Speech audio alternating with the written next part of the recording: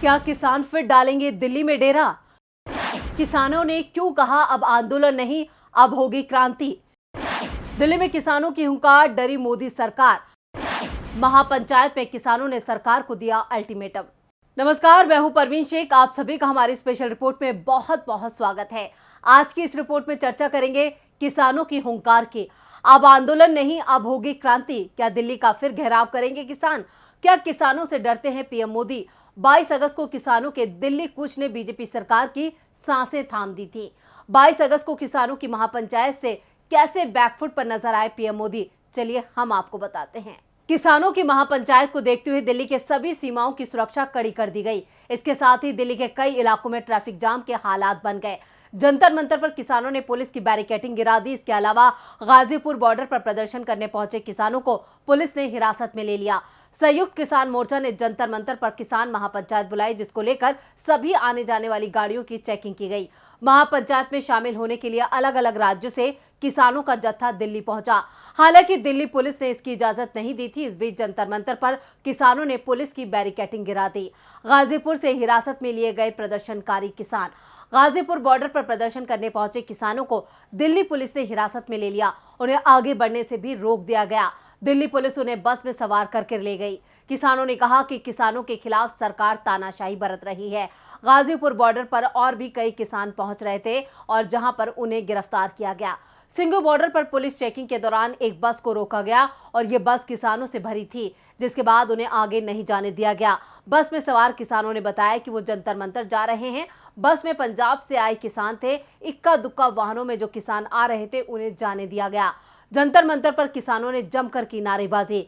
दिल्ली के जंतर मंतर पर बुलाई गई महापंचायत में हिस्सा लेने के लिए भारी सुरक्षा व्यवस्था के बीच विभिन्न राज्यों से सैकड़ों किसान पहुंचे। इस दौरान उन्होंने बढ़ती बेरोजगारी को लेकर सरकार के खिलाफ नारेबाजी भी की।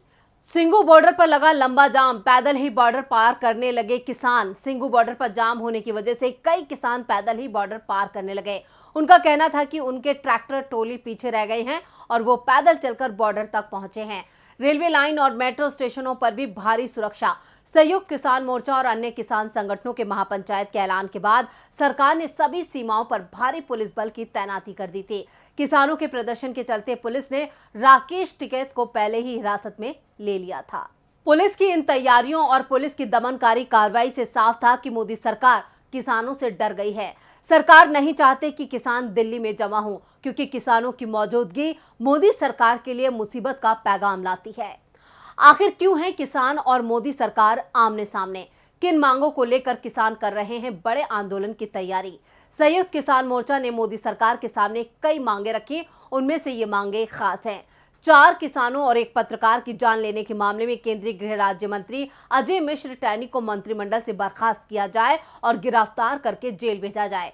लखीमपुर खीरी हत्याकांड में निर्दोष होते हुए भी जेल में बंद किसानों को तुरंत रिहा किया जाए और उनके ऊपर दर्ज केस फौरन वापस लिए जाएं। एमएसपी की गारंटी और सभी फसलों की बिकवाली एमएसपी के ऊपर होने की गारंटी का कानून बनाए केंद्र सरकार। किसान आंदोलन में किसानों के ऊपर दर्ज मामले वापस लिए जाएं। बिजली बिल 2022 वापस लिया जाए। भारत के सभी किसानों के कर्ज माफ किए जाएं। उत्तर प्रदेश की गन्ना मिलों की तरफ से जो किसानों की बकाया रकम है वो वापस दी जाए। इन्हीं मांगों को लेकर 18 अगस्त को भी यूपी में किसानों ने धरना प्रदर्शन किया था। भारतीय किसान यूनियन टिकैत ग्रुप के बैनर तले उत्तर प्रदेश के लखीमपुर खीरी में विरोध प्रदर्शन हुआ था। ये धरना प्रदर्शन करीब 75 घंटे तक चला था। 3 दिन से ज्यादा चले इस धरना प्रदर्शन में 31 संगठन शामिल हुए थे। किसान नेता राकेश टिकैत ने बीजेपी सरकार और प्रशासन को चेतावनी दी थी। मोदी सरकार के खिलाफ संयुक्त किसान मोर्चा का 75 घंटे तक का यह धरना प्रदर्शन शांतिपूर्वक चला था। इस धरना प्रदर्शन में राकेश टिकैत की मौजूदगी ने किसानों में जोश भर दिया था। उन्होंने कहा था कि मोदी सरकार को एक बार फिर झुकना होगा। संयुक्त किसान मोर्चा के धरने में पहुंचे भाकियों के राष्ट्रीय प्रवक्ता राकेश टिकैत ने मोदी सरकार के सामने अपनी मांगे रखी थी। चलिए अब आपको बताते हैं कि आखिर फसलों की एमएसपी है क्या, जिस पर मोदी सरकार और किसानों के बीच रार है। आखिर मोदी सरकार सभी फसलों में एमएसपी कानून क्यों नहीं बना रही है? एमएसपी यानी मिनिमम सपोर्ट प्राइस यानी न्यूनतम समर्थन मूल्य। ये कीमत सरकार इसलिए तय करती है कि किसानों को अपनी फसल बाजार में लागत से कम कीमत पर बेचने पर मजबूर ना होना पड़े। वैसे तो एमएसपी तय होती है इसी आधार पर कि किसानों को उनकी लागत का 50% अधिक रिटर्न मिल जाए, लेकिन असल में ऐसा होता नहीं है। कई जगह तो किसानों को एमएसपी से कम कीमत पर अपनी फसल बेचनी पड़ती है और कहीं कहीं तो लागत से भी कम कीमत पर किसान फसल बेचने को मजबूर हो जाते हैं। और जब इसको लेकर कोई कानून ही नहीं है तो फिर किस अदालत में जाकर वे अपना हक मांगे। सरकार चाहे तो एमएसपी कभी भी रोक सकती है, क्योंकि ये सिर्फ एक नीति है, कानून नहीं। और यही डर किसानों को है। अब तक एमएसपी का कितना लाभ किसानों को मिलता है? हर फसल पर केंद्र सरकार एमएसपी नहीं देती है, सिर्फ 23 फसलों पर ही एमएसपी तय होती है। कृषि मंत्रालय का एक विभाग commission for agriculture cost and prices गन्ने पर एमएसपी तय करता है। ये बस एक विभाग है जो सुझाव देता है, ये कोई संस्था नहीं है जो कानूनी रूप से एमएसपी लागू कर सके। किस किस फसल पर एमएसपी मिलती है?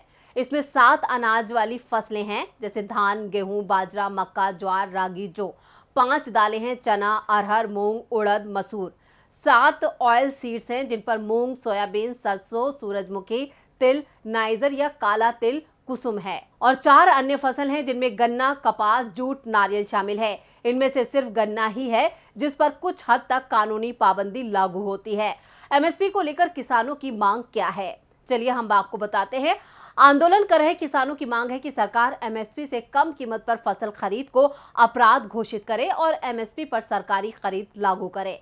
साथ ही दूसरी फसलों को भी एमएसपी के दायरे में लाया जाए।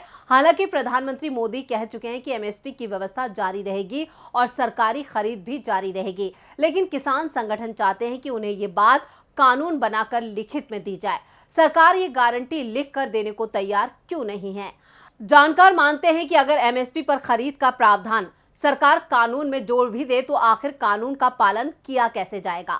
एमएसपी हमेशा एक फेयर एवरेज क्वालिटी के लिए होता है, यानी फसल वैसी होगी जैसा कि तय किया गया है तो ही उसके लिए न्यूनतम समर्थन मूल्य दिया जाएगा।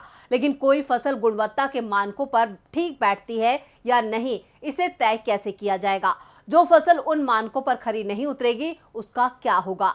ऐसी सूरत में सरकार कानून में किसानों की मांग को शामिल कर भी ले तो कानून को अमल में लाना मुश्किल होगा। अगर बाकी फसलों को भी एमएसपी की गारंटी में शामिल कर लिया तो फिर उसका बजट भी सरकार को सोचना पड़ेगा। सरकार को कई कमेटियों ने सिफारिश दी है कि गेहूं और धान की खरीद सरकार को कम करनी चाहिए। सरकार इसी उद्देश्य के तहत काम भी कर रही है। आने वाले दिनों में ये खरीद कम होने वाली है और यही डर किसानों को सता रहा है। भविष्य में सरकारें कम खरीदेंगी तो जाहिर है कि किसान निजी कंपनियों को फसलें बेचेंगे। निजी कंपनियां चाहेंगी कि वो एमएसपी से कम पर खरीदे ताकि उनका मुनाफा बढ़ सके। सरकार के पास फिलहाल कोई रास्ता नहीं है जिससे वो एमएसपी पर पूरी फसल खरीदने के लिए निजी कंपनियों को बाध्य कर सके। जानकार कहते हैं कि सरकार इस पूरे मसले को द्विपक्षीय रखना चाहती है। अगर कानून में एमएसपी का प्रावधान जोड़ दिया जाए तो उससे जुड़े हर मुकदमे में 3 पक्ष शामिल होंगे, एक सरकार, एक किसान और तीसरा निजी कंपनी, और वहां सरकार को दिक्कत होगी। देश के अन्नदाता को हराया नहीं जा सकता और ना ही डराया जा सकता है, और ये बात पीएम मोदी से बेहतर कौन जान सकता है। 3 कृषि कानूनों की वापसी से पीएम मोदी ये अच्छे से समझ चुके हैं, किसान एमएसपी हर हाल में लेकर रहेंगे। तो ये थी हमारी स्पेशल रिपोर्ट। आपको हमारा ये वीडियो कैसा लगा नीचे कमेंट बॉक्स में अपनी राय जरूर दें और इस वीडियो को ज्यादा से ज्यादा लाइक करें और शेयर करें। देखते रहिए डीबी लाइव। नमस्कार।